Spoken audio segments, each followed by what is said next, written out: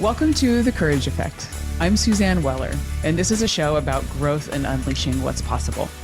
You'll hear inspiring stories about what courage looks like, how we navigate what's getting in our way, and the opportunities that surface when we choose courage over comfort. Let's get started. Hey everyone, it's Suzanne. Welcome to The Courage Effect. My guest today is Suzanne Mann, and she is somebody who I am very fortunate to have in my life, as she's been a coach for me. I've done some workshops with her as a facilitator, and she is also a friend. She's a remarkable woman, and I am thrilled that she is joining us. Our initial work was her as my coach, and it was during the time that I was actually getting my coaching certification. And I call my coaching certification my excavation, because it really was a time for me to go very deep and to really investigate my patterns and what was potentially holding me back. And she was a key person in helping me. She held up a mirror and she also allowed me to see what was possible. So I'm confident that our time together, she'll be able to share some of those amazing insights with you as well. So let me tell you a little bit about Suzanne. Suzanne Mann has 30 years of executive experience in banking, higher education, and philanthropy. In this chapter of her career, Suzanne is a leadership coach, workshop facilitator, and consultant to global companies and nonprofit organizations. Suzanne was an early adopter of the courage-building work of Dr. Brené Brown, becoming a certified facilitator in 2012. From traveling across 7 continents in search of rare birds to supporting people to lead and live in accord with their purpose and values, Suzanne embraces the world around her. Its beauty, the connections that result from vulnerability and courage, and the opportunities that only present themselves when you show up ready to be amazed. Suzanne, so wonderful to have you here. Welcome to The Courage Effect. Thank you. I am delighted to be here. And I love thinking back over the evolution of our relationship. And it's just really cool how you meet someone and you're working together and things expand and sometimes friendships develop. And so it's great to be here. Thank you. Well, thank you. And you've been such an inspiration to me. And I know that we're going to be spreading that inspiration to more people today as well. And yes. I know the topic that we're going to be talking about today is magic and mayhem, which you said, finding our way in a beautiful and turbulent world. Right. I think all of us can relate to this probably more than we would like to admit right now. Right. How do you want to kick this off?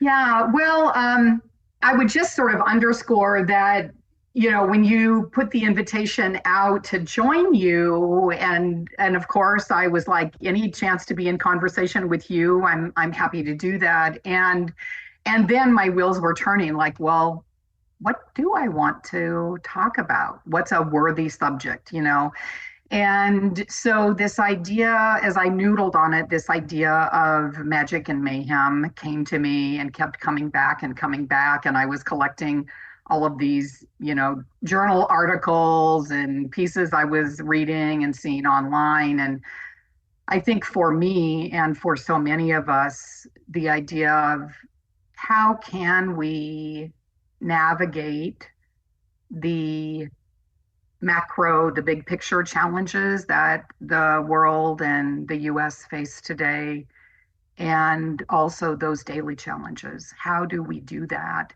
and stay grounded, be effective, in life and work, and find joy along the way so that it's not just kind of feeling overwhelmed and experiencing drudgery. So magic and mayhem, both important. So beautifully captured. And I love I mean, it's like your intro, right? Like preparing to be amazed. And that's one of the things that I know both of us have dealt with a lot in our personal lives, in addition to the larger world these past few years. And it's hard. It's hard to show up as how you want to be showing up when you're personally dealing with a lot of pain and turmoil. Mm-hmm. Mm-hmm. It can be, yeah. And that's what's real. Yeah. And I think one of the things too that has always impressed me about you is that you create spaces to really be able to feel and process the pain and the difficulty and give others the opportunity to do that. But there's always the opportunity to, remember the silver lining, remember that there is still opportunity for magic. And that is really hard to do. Mhm. Right. It can be hard to do. Um, we have three grandkids now, and we were on a family trip about a year and a half ago, and our oldest grandchild, who was 6 at the time, looked at me kind of just out of the blue, looked at me and said, "Grandma Susie, magic is real." I have no idea where it came from. I really don't. But he's a kid, and I just took a half a beat, and I looked him square in the eyes and I said, "Yes, magic is real." And so staying open to what's possible is so important. It's easy to shut down when things are hard. Um, there's this terrific quote that's attributed to Albert Einstein. You're probably familiar with it, but I'll go ahead and share it again because it's always been a source of inspiration to me. He says there are only two ways to live your life. One is as though nothing is a miracle. The other is as though everything is a miracle. So for me, part of how I navigate all of these big problems in the world that can feel overwhelming is to remember the magic and the miracles and look for opportunities to create them, be open to seeing them. And I also think about, I mean, courage is involved in this, right? The courage to Mhm. the courage to believe as well, Yeah. and to see that there's a gift beyond what is the mayhem. Yeah, yeah, that's right. You asked what my definition of courage is, and so that was one that I really gave some thought to over the Yeah. course of a couple of weeks because there are a fair number of definitions of courage out there, of course, including Brene Brown's definition of courage. And I'm a student and facilitator of her work. So I really wanted to dig in and contemplate, well, what does it mean for me? And what I landed on is that courage is doing what's important, even when it's hard. Yeah. I love that definition because there's no what is important, right? And how do we define important? And it's not one shade. And I think that everybody tends to box these acts into courage being really bold and almost limiting it to something that it's because there's so much more that goes with it. So, and important is really in the eye of the beholder, if it would be. Right, right. So, some self awareness, self insight. What are our top values or principles? What do we stand for? That's one thing that helps us know what matters. Um, and certainly part of how I evaluate myself. Am I walking the proverbial talk? Am I actually in alignment and having integrity with putting into action the things that I believe in, that I Yeah. hold dear. Well, and I know obviously so core to Brene Brown's work is courage and vulnerability, and they are so immediately intertwined. Can you talk a little bit about that? Because I know that's also core in how you live your Right, life. right. Yeah. Well, Brene defines vulnerability as the emotion that we feel when we're experiencing risk, uncertainty, and emotional exposure. And it's funny when I first met Brene in the fall of 2012, and I heard this concept of vulnerability. Let's just say it did not come automatically to me. I mean, I used to be a banker and I'm the oldest of five kids. And my mom used to say, "Susie, you were born serious." And so this idea of being vulnerable was like, what is this? And of course, once you get into it, once you study it, then it really does make sense that we all humans have their frailties Mhm. and that we've got to accept that and be compassionate and kind with ourselves while we're also doing the same with others and trying to stay open to the unknown. And these last several years have been a time of tremendous unknown for the planet. Yeah, it's not even seeking it out. It's like it's being Right. delivered every day. That's right. Well, actually, yes. I think I'm not supposed to use a curse word, but I'll say it anyway, and you can bleep me if you choose to. I was talking with someone a couple years ago about just what's going on with the pandemic and racial injustice and climate crisis and war and political blah blah blah. The list is like too long to name everything. And I looked at that person and I said, basically, we are in a massive global vulnerability show. So it's big, it's out there, and it also impacts every single one of us. Yeah. Well, and I also love that you recognize that it's not just about us, it's about everybody around us. So we're all in that Yes, state. we are in it together, right? And so, a number of authors and researchers and thought leaders have talked about what we've been experiencing in recent years as collective trauma. David Rock talked about people kind of coming back post the worst of COVID, coming back to the workplace. David Rock, who's a neuroscientist, talked about people in the workforce being the working wounded. So there's absolutely recognition that it's a collective experience that we're facing that shows up also in our own daily lives. Yeah.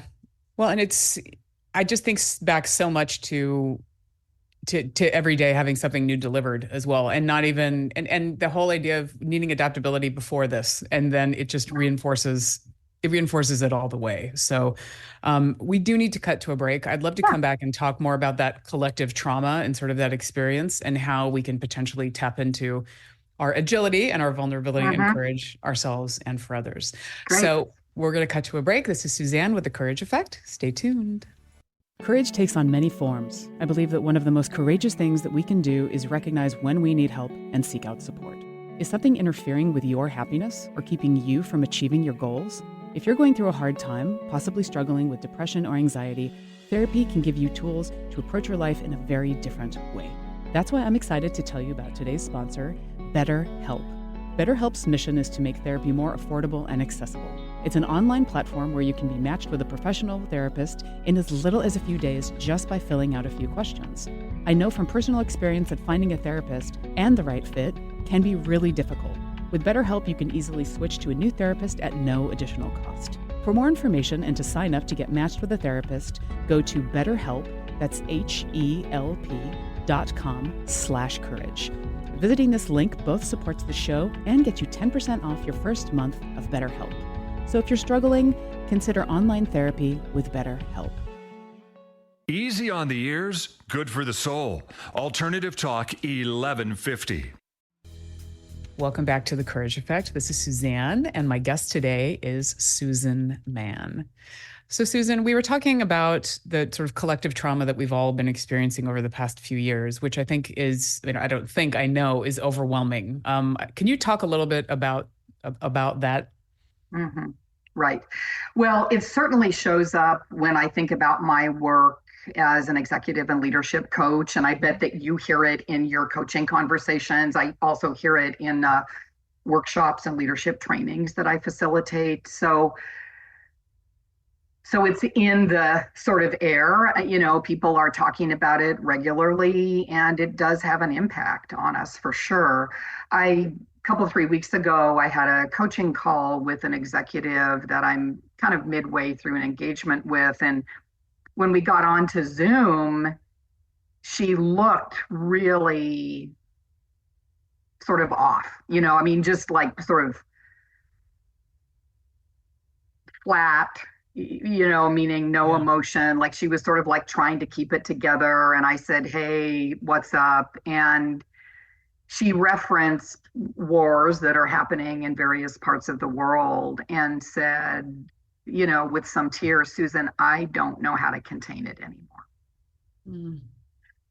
And so, when I talk with coaching colleagues, that sort of a conversation um, is happening all over the world where Yeah. people are trying to figure out how can I be effective at work and also take care of myself as a human being.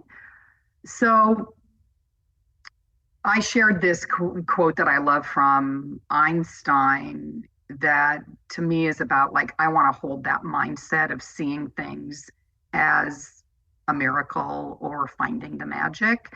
And there's another really powerful quote from James Clear, who's the author of Atomic Habits. Really love his work. And so this quote for me is about the idea of taking action, which is so important for us. And so Clear says, you are not the cause of everything that happens to you, but you are responsible for how you respond to what happens to you. So I've always been a big fan of the idea of agency. Yeah. And, what does it look like to show up and stay engaged and live our lives well and do our work well in the midst of the mayhem and the turbulence? It means having some techniques and practices that help us stay grounded, that help us find the miracles and the magic. Yeah, and that's really helpful too, because I always think of it as, what can you control? Yeah, You can control how you respond to it, yeah. very similar to that. But I'd love for you, I'd love for you to share a little bit more about that, maybe some of those practices, because that can be hard for us to, I mean, I find it freeing to do that realization of, okay, I can't control that, but this is what I can Yeah, do. So can you right, give us some guidance on right. what we can do? Yeah, sure. And let me offer a personal example and then kind of and some things that I found useful, and then we can speak in general terms as well. So about 5 years ago, right now, my mom passed away, and we'd been really close. That same year that she passed away, my sister in her 50s was diagnosed with a really aggressive brain cancer. Mm. So there was a stretch of several years there where there was a lot of very serious illness and big time loss. I lost a favorite aunt, my favorite uncle, and this was all like going on in the pandemic, and all the other kinds of problems we named earlier. And so my sister, uh, super brave, amazing woman, passed away just over a year ago, and I was absolutely shattered. The by far the most significant loss I've ever experienced in my decades of life, and I I really had to kind of let that grief come and also find ways to help myself cope. So, we've talked about this before. I'm a big walker Yeah. and I love to walk in the morning. And so what happened, I didn't really plan it. It just sort of developed this way, was that my morning walks for some time turned into what I call my weeping walks. Mm. And, I was working, I had things going on, right, in life and career. And having that time by myself outdoors in the morning where I could think about my sister, feel the feelings, Yeah. let myself cry, having that doesn't mean I didn't cry at other times for sure, but having that kind of dedicated space was really valuable for me, especially in those first couple of months after she passed away. Um, Another thing that really helped was my husband and my sister were very close friends too. So my husband's been super supportive. And one of the things that my sister asked us to do before she passed away was to light a candle for her every day. Mm. And so every day at dinner time, we light a candle. And even if it's just 15 seconds, we remember her, right? And something good about her, even if it's unsaid. We're both thinking of her every single day at that moment. So having someone, in this case, my husband, who I love, who I trust, who also cared for her, who's supporting me, has been huge. The last thing I'll mention is that, about 4 or 5 months after her passing, I still felt this profound sense of loss and was contemplating, what's the next stage of how to help myself move ahead, move forward, carry on. And my sister and I traveled a lot together. I figured out we took over 30 trips together over the years. And there was a particular place that we went in the Southwest many times that we really liked a lot. And so I decided that for the 6-month anniversary of her death, I would go there by myself and kind of relive those memories. It's a place where we laughed a lot and had a wonderful time. And I spent a week there on my own, and it was such a powerful experience. And when I came back, I was talking to my husband about it, and he's so eloquent with words. He's a writer, and he said, "Well, what I'm hearing you say is that before you went, you felt her absence, and now you feel her presence." And I just really hang on to that. So it's true, now I can feel her presence and I miss her a ton. But it really helps me to be able to feel that she's still with me. That's really beautiful. Thank you for sharing that. You're welcome. It makes me think so much too about you giving yourself grace, you giving yourself the space to process and figuring out what you needed in that moment, because we don't really know, and it evolves over time as well. Totally. Yes, for sure. Right. And absolutely. I mean, there's so much courage in what I just shared with you, meaning if you look at, my sister and how she faced terminal illness. My dad's just turned 98. My dad said, "Susie, Nancy went out in a blaze of glory." Well, she, for the first time ever, went to Europe with her teenage son only about 3 months before she passed away. And they were there for almost 3 weeks traveling around and had a fabulous time. So, that was a really brave move. There's just a lot, that I could say about her own courage and the courage of others in moving on.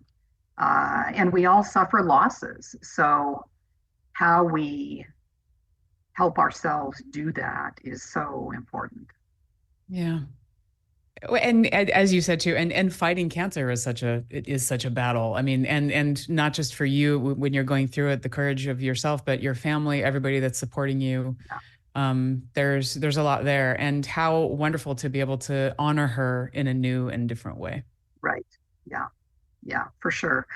So, we talked about navigating the mayhem, the turbulent world, and also finding beauty and seeing the magic. And there's a lot of research out there that tells us, how do we do that? What are some ways that we can do that? So I wonder, would it be okay if I offered a few of those off my like top 5 list? I won't name all 5 necessarily, but perhaps I could share a few.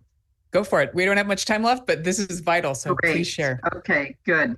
So, the idea of connection with others and people who support you. I gave that example with my husband. Um, Practicing gratitude, there's so much evidence around that. That's a biggie. And even when it feels hard to do, it's super important to do. Getting outdoors in the natural world,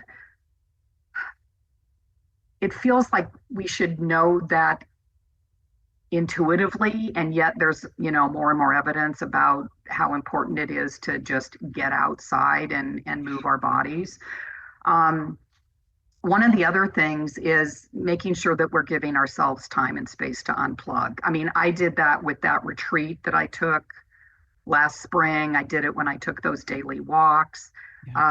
Making time to clear the decks and unplug from social and email and quiet things down, super important for us. Thank you for that. Simple steps, but they can be really hard in those moments. So it really is about being intentional is what I'm hearing. Right. Yeah. And listen to your kids and grandkids. Yes, magic is real. I love that. I love that it also came out of nowhere. So yes. And let's wrap on that note. Magic is real is going to be our capture of this conversation. Susan, thank you for being here. My pleasure. Great to see you. Have a wonderful holiday season. Thank you so much, Susan. Thank you for listening, everybody. Take care. Stay courageous. Thanks.